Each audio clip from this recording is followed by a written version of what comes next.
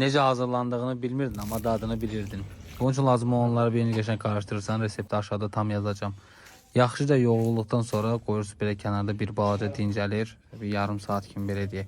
Özünə gəlindən sonra iki hissəyə bölüb uzadırsınız, belə balaca kündələr düzəldirsiniz. Bu kündələr yenidən qoyursunuz kənara, orada yeni dincəlir. Bir balaca açırsınız, qoyursunuz kənara, yeni dincəlir. Sonra böyle uzun kəndir kimi açırsınız. Kəndiri tam ortasına tutub bu formada vurursunuz. Əllə də vura bilərsiniz, necə razı, yəni qaydası budur kitabla. Sonra həmən hissəni birləşdirirsiniz, əlinizlə göstərdiyin kimi.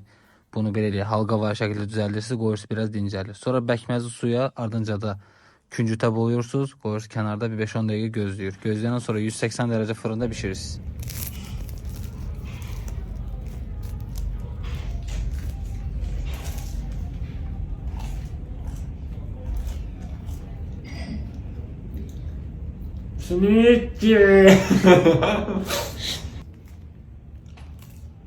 Şef də dadına baxdı, bəyəndicə bişirmək olar. Hazırlayasılar hamısından nuş olsun.